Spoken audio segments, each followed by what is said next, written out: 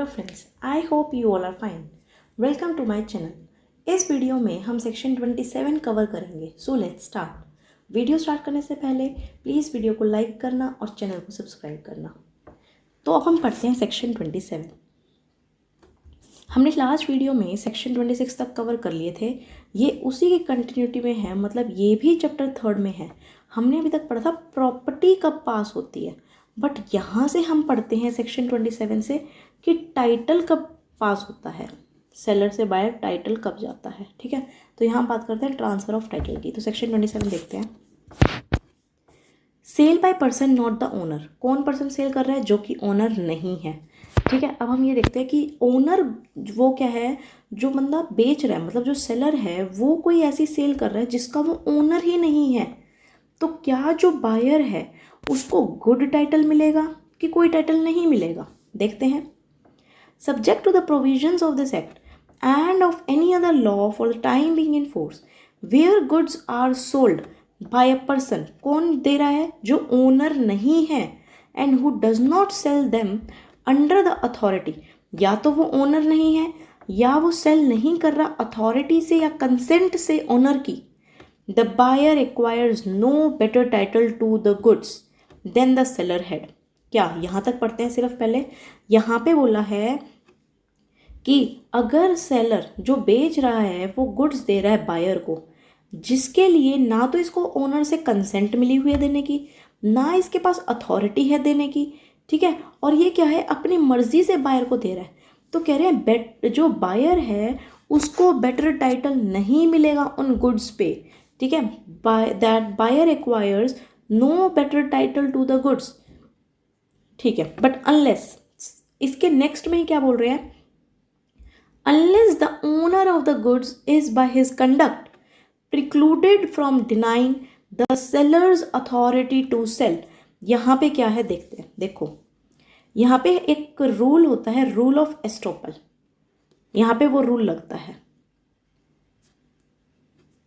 ठीक है, rule of estoppel क्या कहता है कि सपोज अगर मैंने एक बार कोई चीज़ कर दी, हाँ, चाहे मैंने इम्प्लाइडली हाँ करी हो, अगर मैंने एक बार किसी चीज़ के लिए हाँ बोल दिया, then later on I cannot deny कि मैंने तो ऐसा नहीं कहा था पहले। ठीक है, तो वहाँ पे क्या है, मेरे पे रूल ऑफ एस्टोपल लग जाता है, मुझे डिनाई कर दिया जाता है, मेरे को रोक दिया जाता है कि जो मैं चीज़ पहले एग्री कर चुकी हूँ अब मैं उसको बाद में डिसएग्री नहीं कर सकती। सी फॉर एन एग्जाम्पल, यहाँ पे जो एग्जाम्पल आएगा, यहाँ पे क्या बोला है, सपोज कि मैं और मेरा फ्रेंड खड़ा था। ठीक है, मेरा फ्रेंड खड़ा है यहाँ, और मैंने क्या है, कोई पर्सन ए, सपोज कोई पर्सन, ये मैं हूँ, ठीक है, ये मैं हूँ यहाँ पे। ठीक है, यहाँ पे कोई पर्सन ए आया मेरे पास, मेरे हाथ में क्या थी, सपोज स्कूटी थी मेरे हाथ में। ठीक है, मेरे हाथ में क्या थी, स्कूटी थी। ठीक है, मैं इसको साफ वगैरह कर रही थी और मैं बातों बातों में कह रही थी कि इसको भी बेचना वगैरह, और ये स्कूटी किसकी थी, मेरे फ्रेंड की थी। ए को क्या है, वो स्कूटी पसंद आ गई, तो वो कहता है कि डील पक्की करें इतने में। ठीक है, फ्रेंड भी वहीं खड़ा था, स्कूटी किसकी थी, फ्रेंड की। अब क्या हुआ, मैं तो ओनर नहीं हूँ इस स्कूटी की। ठीक है, अब मैं अपने फ्रेंड की तरफ देखती हूँ, वो स्माइल कर देता है, ठीक है, वो इशारा कर देता है, और मैं क्या है, मैं ए को स्कूटी दे देती हूँ।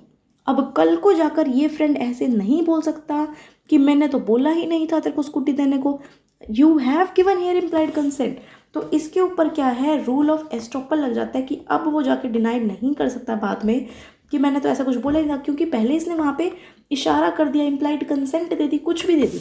तो अब ए को क्या है, यहाँ बेटर टाइटल मिल जाता है, जबकि ओनर ने नहीं दी उसको वो स्कूटी डायरेक्टली, वो स्कूटी मैंने दी थी, मैं ओनर नहीं थी उसकी। ठीक है, फिर भी क्या है, यहाँ एस्टोपल लग जाता है और इसको बेटर टाइटल मिलता है। अब पढ़ते हैं सेक्शन क्या बोल रहा है। Unless the owner of the goods is by his conduct precluded from denying the seller's authority। जब मैं बेच रही थी उसको, precluded from denying, मेरे को नहीं रोका गया, उसने मेरे को कोई मना नहीं किया, मेरे फ्रेंड ने। ठीक है, अब आगे पढ़ते हैं। provided that, just wait, provided that where a mercantile agent is with the consent of the owner in possession of the goods और of a document of title to the goods. जहाँ पे मेरा एजेंट है, ठीक है, मेरा agent है, वहाँ पे मेरी कंसेंट उसने ले रखी है, उसके पोजेशन में गुड्स हैं, ठीक है, या डॉक्यूमेंट टू टाइटल है, कोई भी सेल कर रहा है वो person, when acting in the ordinary course of business, of a mercantile agent shall be as valid as if he were expressly authorized by the owner। मैं सेलर हूँ, वो मेरा ओनर है, मैं ओनर हूँ और वो मेरा जो एजेंट है वो क्या है, वो यहाँ पे सेलर का काम कर रहा है। ठीक है, जस्ट वेट। ठीक है, मैंने बोला यहाँ मैं कौन हूँ, ओनर हूँ उस चीज़ की। ठीक है, और वो सेलर है, सेलर जो कि मेरा एजेंट है। ठीक है, जब एजेंट के पास कंसेंट है ओनर की, मैंने इसको कंसेंट दे रखी है, in possession of the goods, इसके पोजेशन में कोई गुड्स है या डॉक्यूमेंट है, ये अगर कोई भी सेल करता है बिजनेस के टाइम पे, वो वैलिड मानी जाएगी अगर मैंने एक्सप्रेसली ऑथराइज कर रखा है तो।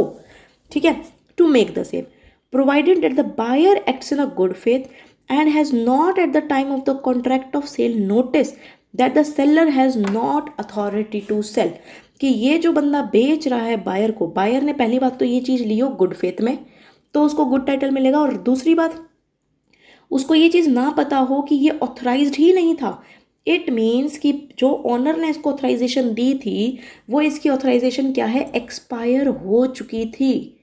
इसकी ऑथराइजेशन क्या एक्सपायर हो चुकी थी, अब ये कहीं किसी को सामान नहीं बेचेगा, बट इसके पोजेशन में थी वो चीज़, और जब इसने बायर को दी थी ना बायर को पता था कि इसके पोजेशन में वो जो गुड्स हैं वो ओनर के हैं, और इसको कोई कंसेंट है बट ये ऑथराइज्ड नहीं है उस चीज़ को बेचने के लिए। तो बायर ने गुड फेथ में ली थी, तो बायर को क्या है, इस पर गुड टाइटल एक्वायर होगा। ठीक है, तो ये सेक्शन 27 छोटा सा ही था।